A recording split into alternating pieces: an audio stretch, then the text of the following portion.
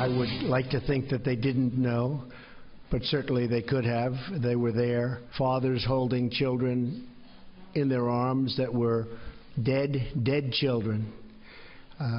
There can't be a worse sight, and it shouldn't be allowed. That's a butcher. That's a butcher. The current state of U.S.-Russia relations is at a low point. There is a low level of trust between our two countries.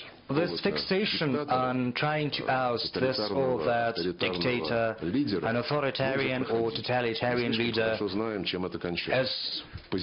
well known to us, and we know how it ends.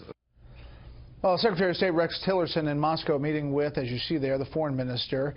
Was kind of an icy news conference. And then the president with the NATO Secretary General saying, indeed, U.S.-Russia relations are at an all-time low. Let's bring in our panel. Start there. Jonah Goldberg, senior editor at National Review. Molly Hemingway, senior editor at The Federalist. Amy Walter, national editor for the Cook Political Report. And syndicated columnist Charles Krauthammer. Okay, Jonah, thoughts on today on the Russia front first? Well, I think it's fair to say at this point that the Trump as Putin puppet storyline is officially dead. Could come back, but it would take something really remarkable. I think that it's, I think at one point today, Donald Trump said these are the worst relations we've had with Russia ever. That strikes me as maybe a little too far hyperbolically, but it's very clear that things are not going well. And everyone is sort of just doing in a tailspin, trying to figure out what the theme of the pudding is of American foreign policy right now. Remember that debate, Amy. You're the puppet. No, you're the puppet. Oh, right. With Hillary Clinton. That was and yes, that was it. So what about the Tillerson-Lavrov news conference? Well, it was Lavrov who was the most I guess, outspoken here, much more so than Tillerson. But again, this is, we're trying to kind of figure out, putting is a good word, trying to figure out where this all congeals here. On Sunday, the Secretary of State said there's no change in policy. This is really still about ISIS. Today, now, we're talking about not necessarily regime change, but definitely that Assad needs to go.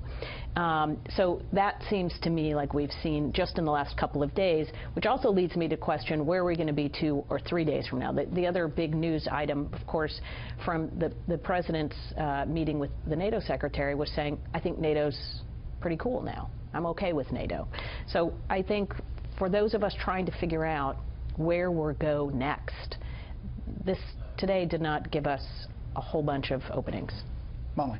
I think it was a little, I have a slightly different take. I think it was actually a really good meeting, far from what we've been hearing from people that any communication with Russia is dangerous. It's really We should point out he met with Putin as well for a fairly long time. For several hours, yes. And then when they had their press conference, they actually sounded quite a bit of hope, I thought. I mean, there are a lot of problems with Russia. There's Ukraine, there's the buildup of NATO troops and Russian troops on their borders, there's Syria, and there's the fact that we each have a lot of nuclear weapons that we need to make sure that our treaties and agreements are in order. So they had a really, I thought the press conference was actually quite good. You had Lavrov saying that they're aware that there have been a lot of problems caused by the Obama administration. They're working to overcome those. They're setting up a working group, a bilateral working group, to work on all these issues together. I think this is exactly the direction things should be moving. To Amy's point, Charles, looking back at Trump tweets as a candidate, NATO is obsolete and must be changed to additionally focus on terrorism as well as some of the things it is currently focused on. My statement on NATO 3 days later saying being obsolete and disproportionately too expensive and unfair for the U.S. are now finally receiving plaudits. Here is the president today. Secretary General and I had a productive discussion about what more NATO can do in the fight against terrorism. I complained about that a long time ago, and they made a change.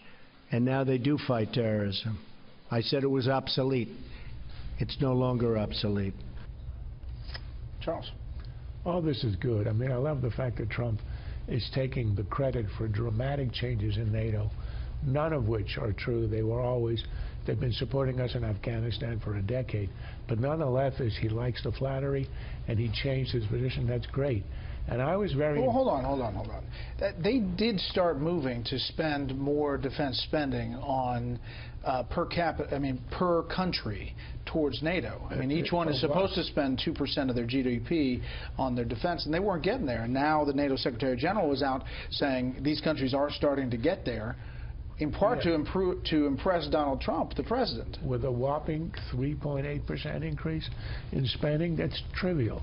It was a gesture. The Germans also made a gesture, increasing the size of their army by 20,000. It's not going to make a difference in a conflict. Fine, the gesture is great. But the idea that there's been a radical change in policy is simply not true. But I don't care.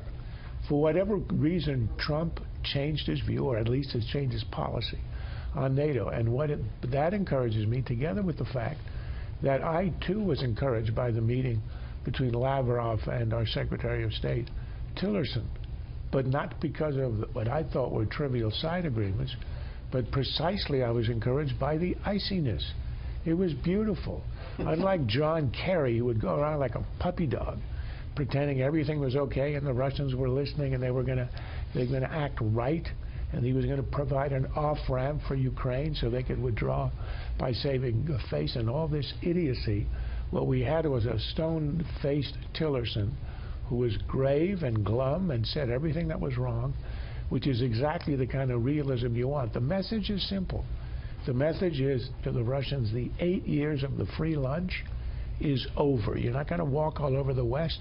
You're not going to walk all over anywhere you want. You're going to meet resistance. The first strike was in Syria.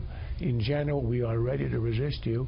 And that encourages all our allies all over the world. So is this the beginning of a new Cold War? Is it starting to get a little refrigerated? The temperature began to fall about 6-7 years ago with the invasion of Georgia. At the time, I called it the closing ceremonies of the Sochi Olympic Games, taking over Georgia. And that's when it went south, and that's when they had no resistance. The Russians have had a free ride. You want to call it a Cold War. It's the aggressiveness of the Russians. It's not anything that we have done. And what we had to do is to stop the progress of Putin, and that, I think, in time, once they meet resistance, the Russians have always reacted and stopped only when they meet resistance. I think it will lead to a warming, but not until we've reestablished ourselves. I want to talk briefly about North Korea. The president talked about that today. He also tweeted about a conversation, said he had a very good call last night with the president of China concerning the menace of North Korea, and today touted some things that China, he says, is already doing. Do you sense movement here, Jonah? I do, actually. I think this is something that he actually deserves some credit for. It does sound like he's gotten China on board to some extent. It is remarkable to me, in this conversation that he had, Trump admitted in a press account of it today, he said, I always thought that China could take care of North Korea no problem, that there's tremendous power over him. Xi talked to him for 10 minutes and convinced Donald Trump that, oh no, it's actually much more complicated than that. And he says, and he basically admitted that he was wrong. And it's very interesting, but at the same time, China does seem to be leaning on North Korea in a way that it never did under Barack Obama or under George W. Bush. It does seem like some kind of productive relationship came out of that Mar-a-Lago meeting, and I think he deserves some credit for it. We should point out China also abstained on that UN. That was a big deal.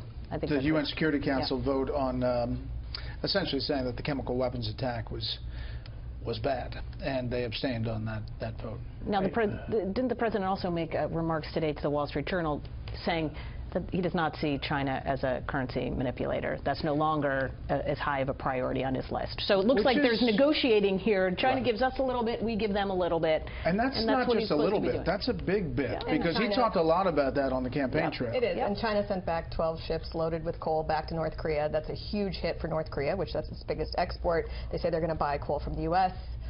Lots of movement here. Well, the carrots are all good, but let's not forget about the stick. This is an administration that, unlike Obama, did something in Syria, actually attacked an air base where the Russians were, that they did hit any Russians, but they weren't afraid to do it. And there's now a carrier group, the Vincent, off the shores of North Korea.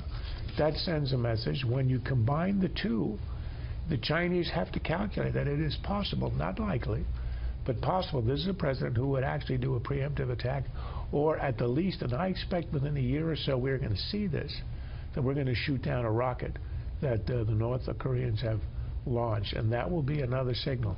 The Chinese are worried about how it's the Nixon effect. What is this man capable of doing? And that, I think, is having an effect on their acting rather well so far on North Korea.